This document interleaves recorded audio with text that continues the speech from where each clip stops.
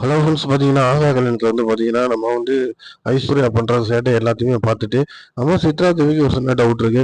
இவ உண்மையிலேயே நடிக்கிறாளா? இல்ல இவளுக்கு உண்மையிலே பைத்தியம் எதுவும் பிடிச்சிருக்கா? அப்படின்னு தெரியலையே. இத நம்ம எப்படி தெரிஞ்சுக்கிறது? அப்படின்ற மாரி யோசனை பண்ணிட்டு இருக்காங்க.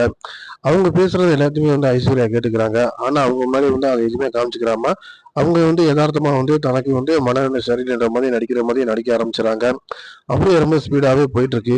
அங்க உள்ள வேலைக்காரவங்கலாம் உண்டு இல்ல அப்படின்ற மாரி பண்ணிர்றாங்க. எல்லாருமே பயந்து ஓடக்கூடிய ஒரு சூழ்நிலை வந்துருது.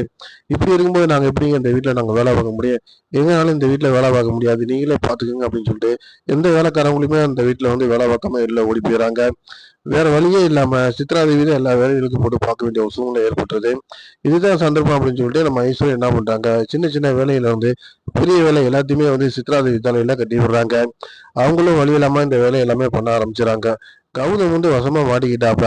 தேவையில்லாம நம்ம இந்த கல்யாணத்த பண்ண வரக்கு முயற்சி பண்ணதில்ல. வசமா இங்க மாட்டிக்கிட்டோமே! இப்ப என்னடா பண்றது? அப்டின்ட்டு யோசிக்கிறது மட்டும் இல்லாம, நம்ம அம்மா சும்மா இருக்க மாட்டாங்க. அவள ஏதாச்சும் பண்ணணும் அப்டின்றக்காண்டி, அனாமிகா மூலியமா செஞ்ச முயற்சி எல்லாமே நம்மளுக்கு எதிரா திரும்பிருச்சு அப்டின்னு சொல்லிட்டு, அவரு ரொம்ப மண்ட காஞ்சு போய் கிடக்குறாரு. இங்க பார்த்தீங்கன்னா, அனாமிகா பண்ற விஷயத்த அவங்க அம்மா கோடீஸ்வரிட்ட மகா சொல்லிர்றாங்க. அவங்களுக்கு கோபம் தாங்க முடியல.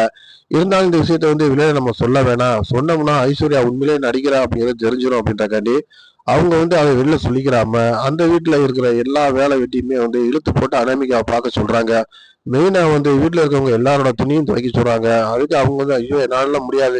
இம்புட்டு வேலைய என்னால பார்க்க முடியாதுன்னு சொல்லும்போது, இந்த வீட்ல எல்லாருமே வேலைய நிறந்து தான் பார்க்குறோம். நீ மட்டும் ஏன் அத சொல்ற? அப்படின்ற மாரி சொல்லிட்டு, எல்லாரோட துணியும் எடுத்து துவைக்க போடுறாங்க. அன்னன்னைக்கானால துவைக்கவே முடியல. ரொம்ப தடுமாறுறாங்க. அந்த நேரம் மகாவுக்கு இன்னும் கோவம் அதிகமாகுது.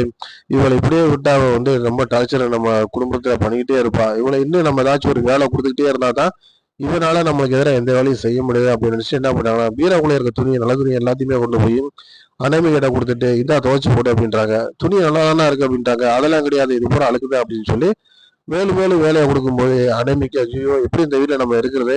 அம்மா வீட்டுக்கு ஓடி போயிடலான்னு பார்த்தோம்னா, விஜய் அதுக்கு ஒத்துக்கிற மாட்றாப்ளே அப்படின்ற மாரி ஒரு சூழ்நிலையில அவங்களும் முழிக்க வேண்டிய ஒரு சூழ்நிலை ஆயிப்போது. அதே நேரத்துல பார்த்தீங்கன்னா, எல்லாருக்குமே நல்லா தெரியுது. அனாமிகா நம்ம வீட்ல சாப்பிட்டுட்டு நம்மளுக்கு எதிராவே இந்த மாரி ஏகப்பட்ட வேல சித்ரா தேவிக்கு ஆதரவா பண்ணிட்டாளே அப்படின்னு சொல்லி, இருந்தாலும் அவங்க இந்த விஷயத்த நேரடியா சொன்னோம்னா, அதுல இன்னும் பிரச்சனை கூடும் அப்படின்றக்காண்டி, மறைமுகமாவ நம்ம குடுக்குற டார்ச்சர்ல ஓடி போணும் அப்படின்னு தான் நெனைக்கிறாங்க. ஆனா அனாமிகா என்ன நினைக்கிறாங்க பார்த்தீங்கன்னா, திடீர்னு இவ்வளவு நாள் நம்மளுக்கு எந்த வேலையுமே சொல்லாம, இந்த வேலையில அதிகமா குடுக்குறாங்களே, அதுக்கு என்ன காரணமா இருக்கும்?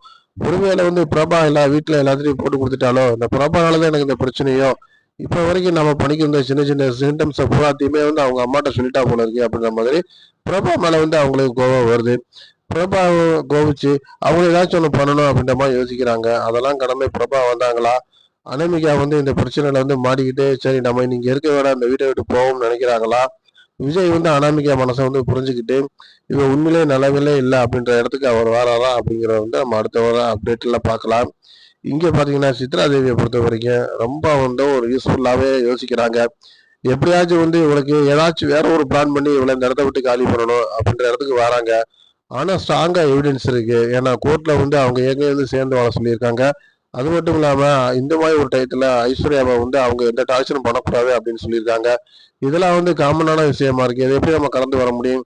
ஒருவேளை ஐஸ்வர்யாவுக்கு நம்ம ஏதாச்சும் ஒண்ணு பண்ணிட்டோம்னா, அத கொண்டு அவ பிரச்சனைய கொண்டு வந்துருவாளோ, இல்ல நம்ம ஜெயிலுக்கு போயிருவோமான்ற ஒரு பயம் சித்ரா தேவிக்கு இருந்தாலும், அவங்க வேற மாரி ஒண்ண யோசிக்கிறாங்க. எவ்வளவோ பண்ணிட்டோம். இத நம்ம பண்ண மாட்டோமா? கண்டிப்பா இந்த வீட்ட விட்டு நம்ம ஐஸ்வர்யாவ ஓட விடணும் அப்படின்ற இடத்துல இருக்காங்க. பார்க்கலாம் ஃப்ரெண்ட்ஸ் இது நடக்குதா இல்லையான்னு தொடர்ந்து பாருங்க. லைக் பண்ணுங்க, ஷேர் பண்ணுங்க,